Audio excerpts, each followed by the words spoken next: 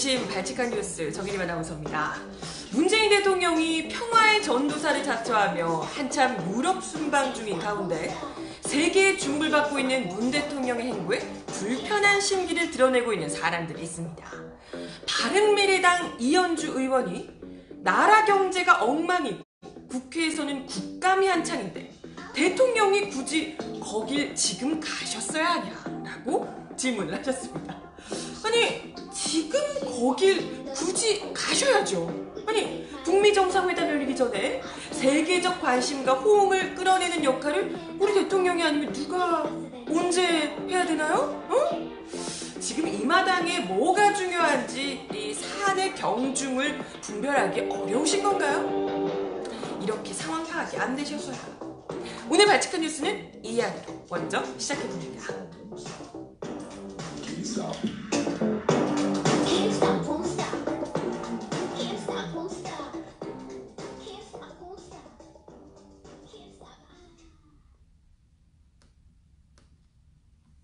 네, 여러분 어서오세요. 10월 16일 화요일 발칙한 뉴스 정혜림 아나운서입니다. 날씨도 추운데 이제 또 미세먼지까지 서서히 이 참 깨끗한 공기라도 참 추워서 힘든 마당에 미세먼지까지 들여닥치고 있어요. 몰아닥치고 있습니다. 다들 건강관리 특히 더 유의하셔야 될 때가 아닐까 싶어요. 얼른 들어오시고요. 네, 오늘 발칙한 뉴스 본격적으로 시작을 해보겠습니다. 지금 한참 문재인 대통령이 유럽 순방 중에 계시는데요. 지금 유럽 다니시면서 한반도 평화를 위한 강력한 메시지를 여기저기서 보여주고 계십니다. 또 어제 또 파리에서 프랑스 대통령 마크롱 대통령과 만나서 이렇게 정상회담을 가졌다는 뉴스가 떠 있습니다. 문 대통령이 북비핵화 불가역 단계에서 유엔 제재 완화로 촉진해야 이런 기사도 나와 있는데요. 적어도 북한의 비핵화가 되돌릴 수 없는 단계에 왔다는 판단이 선다면 프랑스도 이제 안보리 상임이사국이잖아요. 프랑스를 비롯해서 이런 유엔에서 제재를 좀 완화해서 북한이 더욱더 비핵화를 완전히 할 수 있도록 좀 박차를 가해줘, 더 촉진을 시켜줘야 한다. 라고 하면서 이제 프랑스 상임이사국인 프랑스의 역할을 또 강조하기도 하셨습니다. 이에 마크롱 대통령도 현재 문 대통령이 추진 중인 한반도 평화 프로세스가 성공할 수 있도록 프랑스는 끝까지 지원하고 동반자가 되겠다라고 화답한 것으로 전해졌습니다. 이게 지금 굉장히 중요한 이야기가 오가고 있는 거예요. 어찌됐건 2차 북미 정상회담이 지금 어쨌건 곧 될 거다. 미국 중간선거 끝나고 나서 될 거다라고 하고 물밑 이 협상이 어마어마하게 계속해서 막 치열하게 지금 벌어지고 있는 상황인 가운데 온갖 기대와 우려들이 나오고 있잖아요. 이러다가 또 안 될 수도 있나? 혹은 잘 될까? 여러 가지 기대와 우려들이 나오고 있는데 어떻게든 이런 상황에서 이게 잘 마무리가 될 수 있도록 지금 유엔 상임이사국을 비롯해서 세계 각국의 좀 지지와 이런 좀 응원 이런 것들이 어찌됐건 모아지는 것이 그걸 모으는 것이 굉장히 중요한 시점입니다. 그렇기 때문에 지금 문재인 대통령도 이렇게 공을 들이는 것 아니겠어요?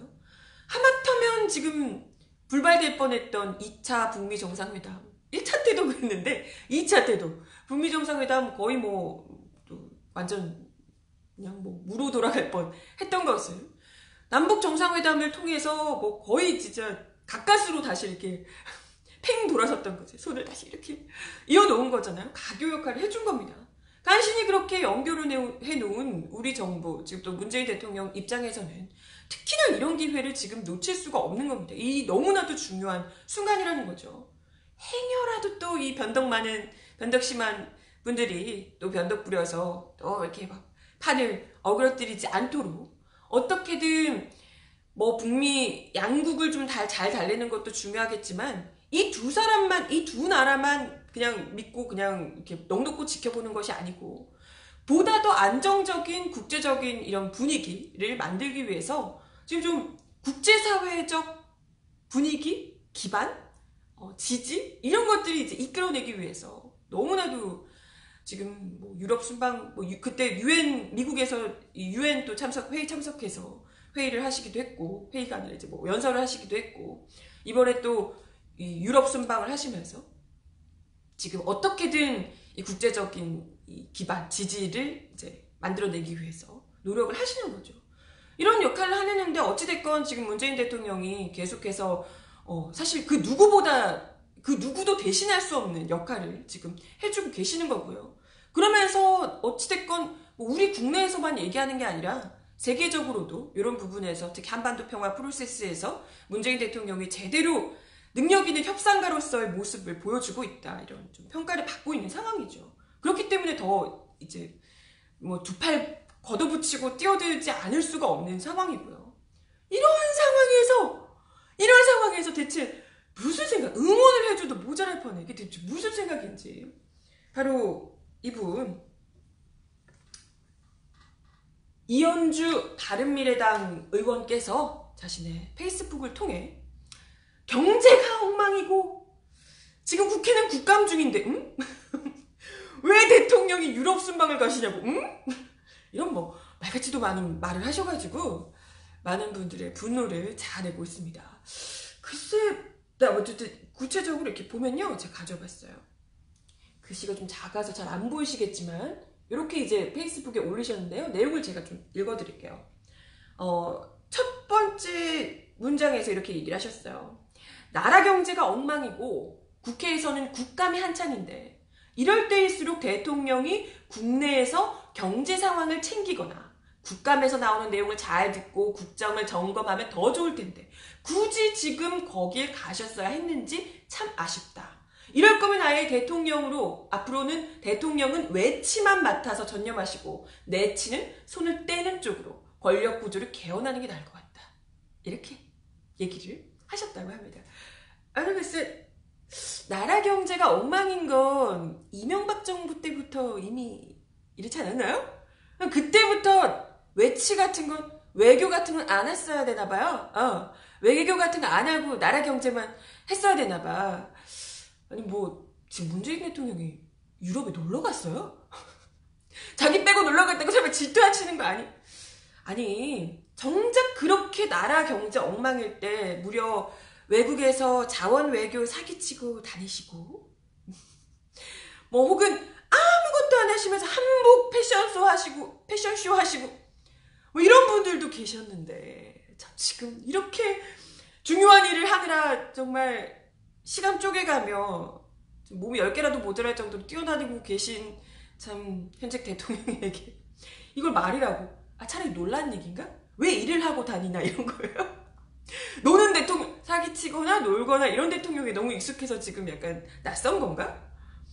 그리고요, 뭐 국감 얘기하셨는데 너무 어이가 없네? 국감은 국회와 각 정부 부처가 하는 거잖아요. 그럼 열심히 하시면 되죠. 응? 국회의원들이랑 지금 뭐 장관들이면 뭐 누구 불러다가 열심히 하시면 되잖아요. 지금 국감 도중에 뭐 대통령 불러서 국정감사할 거 아니잖아요. 대통령을 모시고 싶었나? 그리고 뭐 사실 국정감사에서 별달리 뭐 하시는 거 다들 없으신 것 같은데? 응? 고작 고양이 불러다가 쇼하시고 맷돌 뭐 이렇게 갈면서 욕하고 이런 것밖에 없었잖아요. 고작 그런 거 보라고 지금 바빠 죽는 대통령 국감 뭐 국내에서 봐야 된다고 지금 그러시는 거예요? 뭐야 진짜. 아니 그리고 뭘 모르시는 것 같은데 진짜 모르시는 건가? 요즘요 그 인터넷이라는 게 굉장히 잘 발달을 해서요. 이게 굳이 한국에 있지 않아도 대통령이 어차피 대통령 국감에 나올 거 아니니까요. 이런 보고받는 거 이런 건 유럽에 가셔도요. 실시간으로 다 볼 수가 있습니다. 전자결제 이런 거 못 들여보셨나요? 여기 다 뭐 바로 보고 중요한 내용들은 다 직접 보고가 됩니다. 걱정 안 하셔도 돼요. 유럽에 가셔도 물론 그게 지금 중요한 상황이니까 지금 얘기하시지만 국내에서 중요한 내용들이 나오는 것들은 다 실시간으로 뭐 보고받고 할 일들 다 하고 계신다고요. 걱정하지 마시라고. 그냥 국회의원님들께서 의원님들 하시는 일 잘 하시면 될 것 같다고. 아니 지금 나라 경제 살려줄 각종 민생 법안들이 국회에서 꽉 막혀 있다고 하던데 그런 거 잘 신경 안 쓰시나 봐요. 그런 게 정말 중요한 거 아닌가? 나라 경제가 망해가고 있는데 그죠? 그런 걸 좀 의원님들 국민의 대표라는 의원께서 좀 신경을 쓰시며 지금 정말 중요한 이 한반도 정세에서 지금 이 판에 지금 행여라도 패싱 당할까봐 일본 막 전전긍긍하고 다들 중국도 막 나도 끼워달래 지금 이러고 있는 마당에 우리 대통령이 왜 나라 경제 망해가는데 지금 외국에 왜 가냐고 이런 얘기, 이런 뭐가 중요한지 지금 뭐 상황 파악 뭐 앞뒤 분간이 지금 안 되시는 건지 이런 얘기를 하고 계시면 지금 지켜보는 우리 국민들이 너무나도 속이 터질 것 같다 이런 말씀 좀 드리고 싶어요. 아니 혹시 한반도에 평화가 오는 게 너무 싫으신가? 아니면 문재인 대통령이 뭐 저렇게 세계적으로 막 뭔가 좀 능력을 보여주고 뭐 해결사처럼 막 이렇게 다니시는 게 질투가 나시는 건가? 아? 그런 거예요? 또 이것뿐만이 아니고요. 이런 얘기도 하셨더라고요. 이번 순방길에 문재인 대통령이 교황님 만난다고 제가 말씀드렸죠. 굉장히 기대가 된다. 저도 이야기를 들었던 것 같은데. 이번 순방길에 교황 만나서 북한에 초청을 하신다죠? 북한 초청을 왜 우리 대통령이 교황을 직접 만나 부탁하는지 이해하기 어렵다. 김정은 위원장이 직접 만나기 좀 어려우니까요. 만난 김에 얘기를 하는 거죠.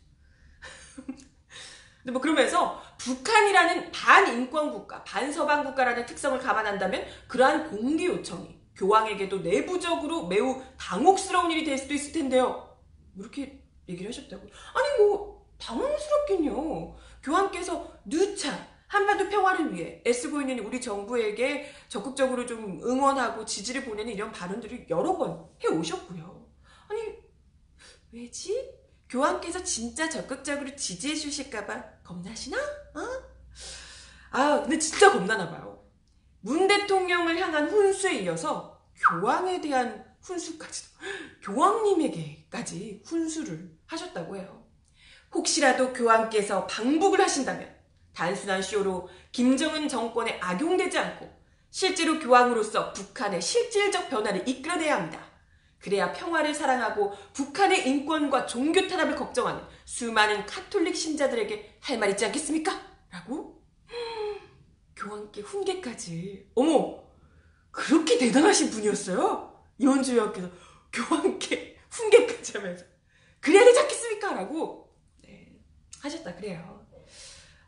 막 느낌이 좀 요런 생각을 하시는 분들이 예전에 그 교황께서 방한하셨을 때 막 정치적 중립 이런 거 지켜야 되니까 노란 리본 떼시라고 이런 정말 수준 낮은 이 훈계를 교황님께 감히 하시지 않았을까 이런 생각이 들기도 하며 그죠.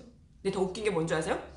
이현주 의원이 이 용납할 수 있는 법, 그러니까 이렇게 교황께 주문한 거예요. 북한을 이렇게 변화하도록 만들어라 라고 주문을 했는데 이현주 의원이 제시한 북한의 변화, 용납할 수 있는 이 북한의 변화는 이렇습니다. 북한에 있는 모든 핵무기 전부 리스트를 다 내놓고 검증 사찰을 다 받고 정부 1년 안에 폐기하겠다는 약속과 뿐만 아니라 그간의 인권 탄압을 중지하고 독재를 중지하고 북한을 개혁 개방 민주화로 이끌고 김정은 본인은 평화로이 물러나겠다는 선언을 전 세계인들이 보는 앞에서 이끌어내시길 바랍니다. 교황께서 교황에게 이걸 하라고요? 아니 지금 여태 그걸 전 세계인들이 지금 뭐 전 세계에서 온갖 유엔 제재 막 압박하면서 비핵화 어쩌고 했는데 더 분위기 살벌해서 그랬던 건데 지금 그야말로 전 세계 평화의 상징이라고 할 수 있는 교황께 이런 걸 하라고. 교황님이 혹시 뭐 하시는 분인지 잘 모르시는 거 아니죠? 그런 거 아니죠? 네. 아무튼 이런 이현주 의원의 발언은 딱 느낌이 오죠. 북한이랑 절대 뭔가 하실 생각이 없는 겁니다. 뭐 그냥 잘 지낼 생각이 전혀 없으신 거예요. 그냥 이 정도 요구사항은 사실 그동안 이거 독재를 중지하고 북한을 개혁개방 민주화를 이끌고 김정은은 물러나라 이런 류의 얘기는 그동안 사실 유엔이나 미국에서도 안 했던 수준이잖아요. 이현주 의원께서 어떻게 그것보다 더 뛰어넘는 그런 요구사항을 주장하며 그것도 교황께 하라고 그렇게 얘기를 하실 수 있는지 참 너무 담대하신 것 같고 네, 이제 뭐 어차피 뭘 해도 안 받아줄 거니까 그냥 막 가시는 건가? 네. 아닐까요? 이분들은 뭐 한반도 평화 이런 것 따위는 1도 관심이 실제로는 없으신 거다. 이렇게 볼 수가 있고요. 아니 지금 우리가 왜 이렇게 북한을 얼르고 달래고 미국 얼르고 달래고 지금 공을 들이겠습니까?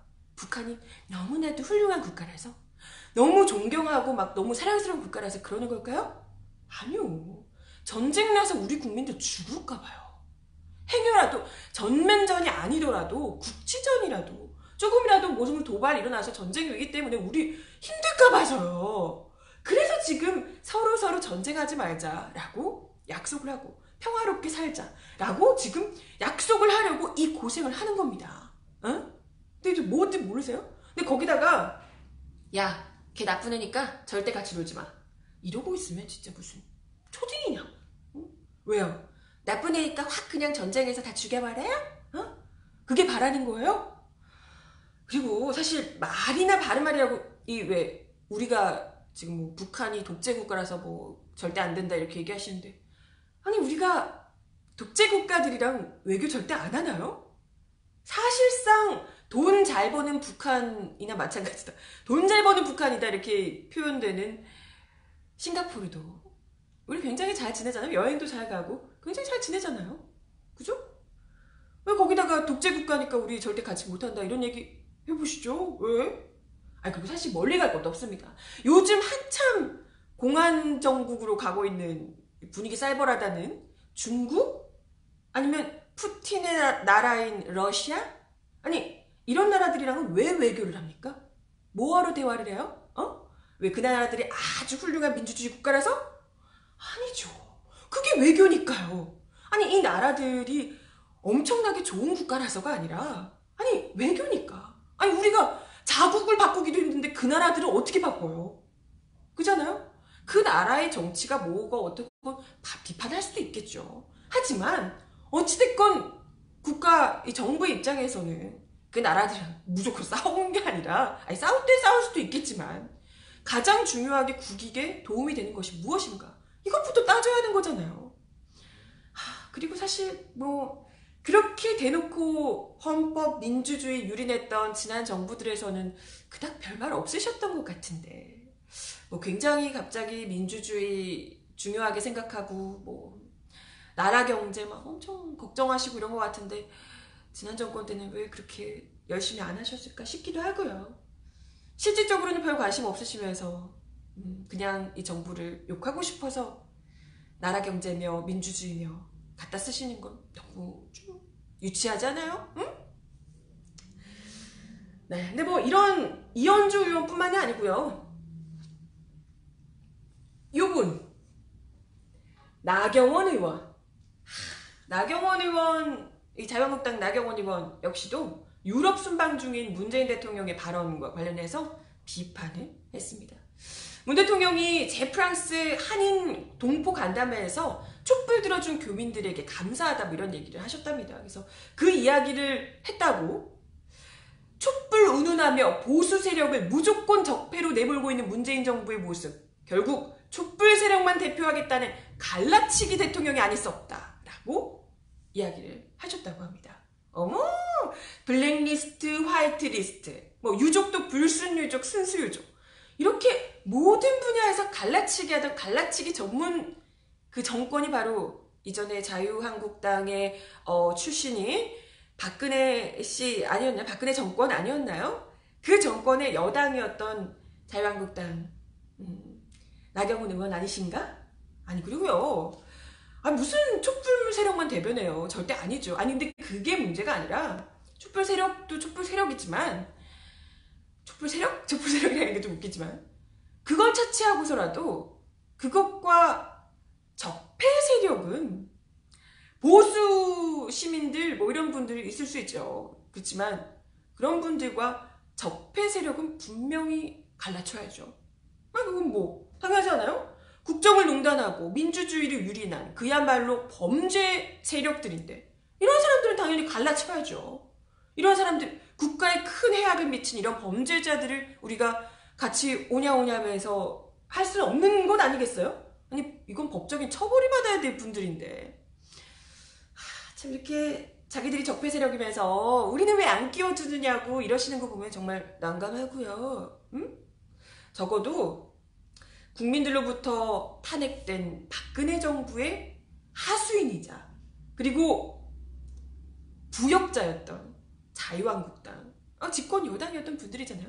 이런 분들만큼은 국민들 앞에서 이렇게 막 불쌍한 척하거나 뭐 마치 자기들은 아무 상관없는 척하거나 하면서 정치에 다시 뭔가 좀 해보겠다고 스물스물 나서오는 건 진짜 좀 아니지 않나요? 의원들이 자진해서 전원 사퇴를 해도 모자랄 판에 진짜 참 반성하는 마음이라고는 1도 없네요. 정말 뻔뻔도 하십니다. 그거 들으셨어요? 요즘 자유한국당 김병준 비대위원장이 바른미래당이랑 합당해보겠다고 또 슬슬 얘기를 하신다고 하더라고요. 글쎄 뭐 아까 이현주 의원 얘기를 보니까 나경원 의원, 이현주 의원이랑 발언해보니까 뭐 합당하셔도 뭐 비슷할 것 같긴 한데 근데 그 바른미래당 안에서도 굉장히 복잡하기 때문에 그게 쉽진 않을 것 같습니다만은 근데 이렇게 뭐 합당해서 뭐 야권 재편을 하겠다는 등 이런 얘기를 하는 것 자체가 참 너무 국민들을 우롱해도 이분수지.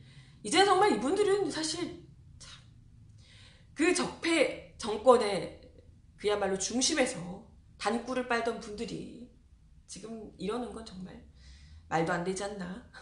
정말 국민들을 우롱하는 것밖에 되지 않는다. 이런 생각을 거듭하게 됩니다. 뭐 그렇대요. 판문점 선언과 평양 선언에 반대하는 야권 연대를 하신다고. 네. 시대 인식이 아주 막 소름 막 옛날 냄새 나고 막 그렇습니다. 잘들 해보세요. 야권 연대. 네. 할 수 있을지 모르겠지만 그리고 마지막 소식 하나 더 전해드리겠습니다. 이런 이 적폐 정권에 부역했던 분들, 적폐 세력들이 절대 다시 전면에 나서면 안 되는 이유. 사실 우리가 과거에서 볼 수 있잖아요. 우리가 얼마나 지난 9년 눈물 그런 세월을 우리가 보냈잖아요. 이건 정말 잊으면 안 되는 그런 이 지난 정권의 뼈저린 학습 효과입니다. 아직도 끝나지 않은 이전 적폐 정권들의 추악한 민낯들, 그들이 얼마나 권력을 사적으로 유용하면서 민주주의를 유린해 왔는가 우리가 똑똑히 확인할 수가 있는데요. 오늘 나온 경향신문 기사입니다. MB경찰 댓글공작 IP 숨기려 사설 인터넷망까지 사서 썼다라는 기사. 당시에 이명박 정부의 우호적인 여론을 만들려고요. 경찰이 조직을 아예 동원해서 온라인에서 최소 37,000여 건의 댓글을 작성했던 것으로 알려지고 있다고 합니다. 이제 이게 확인이 됐대요, 이번에. 근데 이 댓글을 작성한 경찰관들이 자기가 경찰이라는 그 신분을 숨기기 위해서 차명 계정에 그리고 IP가 사용할 때마다 IP가 변화되게 하는 뭐 그런 게 있대요. 그래서 사설 인터넷망을 직접 구입해서 썼다고 합니다. 이게 뭐겠어요? 그들도 스스로가 하는 일이 불법이라는 걸 알고 있었다는 얘기입니다. 경찰 조직이. 알면서도 했다는 거죠. 정말 디테일한 범죄, 조직적인 범죄가 아닐 수 없습니다. 이 조직적인 범죄에는 당시 경찰관 무려 1,500명이 투입이 됐다고 해요. 야, 정말 이러니까 국가안보가 제대로 지켜질까? 경찰 아니 국정원, 뭐 국방부, 경찰 막 다들 이렇게 수천 명씩 동원해서 댓글이나 달고 있었으니 그러니 국가안보가 대체 어느 정부가 국가안보를 잘 지키나 참 이게 드러나는 건 아니겠어요? 엄한데 국민 세금 쓰고 중요한 인력들을 다 거기다 갖다 쓰니 아이고 참 정말 큰일 날 뻔했네요 그때. 심지어 그 동원됐던 경찰들 1,500명 중에는 기동대원까지도 포함이 돼 있었다 그래요. 기동대원들 굉장히 고급 인력 아닌가? 굉장히 중요한 일 하시는 분들 아니에요? 그런 분들 댓글 달게 정말 대단합니다. 그러니까 이게 뭐예요? 그 어떤 경찰의 일들 중에서 댓글 다는 게 가장 중요했다는 얘기입니다. 여론을 조작하고 이걸 이제 어떻게 만들겠다. 이게 가장 중요한 일이었다는 거예요. 그래서 막 댓글 작업해놓고 아 이번에 이렇게 했더니 여론이 바뀌었다 이런 것까지 자기들이 성공했다, 여론 조작 성공했다, 여론의 방향을 바꿨습니다 라고 하면서 뭐 보고서 올리고 그랬다고 합니다. 근데 이런 참 무시무시한, 이게 무슨, 이런 국가가 무슨 민주주의 국가예요? 이게 뭐야? 이게 무슨 민주주의 국가야? 그렇지 않습니까? 이런 말도 안 되는 적폐 세력들이 장악했던 그런 비민주적인 비민주적인 정부를 우리가 무려 9년 동안이나 버텨내고 겨우겨우 진짜 촛불 들어가지고 우리가 몰아내서 정말 어렵사리 정상인 국가를 이제 겨우 맞이하게 됐습니다. 여러분들 고생 많이 하셨어요. 수고하셨어요. 옛날 얘기 들으니까 갑자기 뭐 그렇게 옛날도 아니지만 새삼 우리가 얼마나 힘들었는지 막 느껴지네요. 저도 막 많이 힘들었거든요. 저 막 그때 막 박근혜 그때 막 고소당하고 막 고소까지는 아니고 아무튼 뭐 경고 먹고 저 많이 그랬어요. 그랬던 시절을 겪어내고 우리가 지금 참 정상적인 국가에서 저도 죽지 않고 살아내서 이렇게 발칙한 뉴스 여전히 하고 있고요. 아 참 새삼 우리 모두 대견하다. 너무 고생하셨어요. 할렐루야네요. 네 정말 뭐 저는 종교는 없지만 정말 네 참 대단하십니다. 다들 고생하셨어요. 아무튼 참 그때 그 적폐 세력들의 중심에서 있는 대로 꿀 빨던 분들이 이제 와서 이렇게 막 나라 걱정하시는 척하고 막 그러시는 거 너무 가식적이지 않냐고요. 그렇지 않습니까? 그런다고 뭐 국민들이 진정성 있는 것처럼 느껴질까? 진심이라고는 정말 조금도 느껴지지 않는데 그죠? 네, 벌써 마칠 시간이 다 됐네요. 오늘도 발칙한 뉴스 이렇게 네, 여러분은 스스로 각자 독려하며 훈훈하게 발칙한 뉴스 네, 마치도록 하겠습니다. 오늘도 함께 해주셔서 감사하고요. 발칙한 뉴스는 내일 12시 30분에 다시 오겠습니다. 오늘도 좋은 하루 보내세요. 안녕.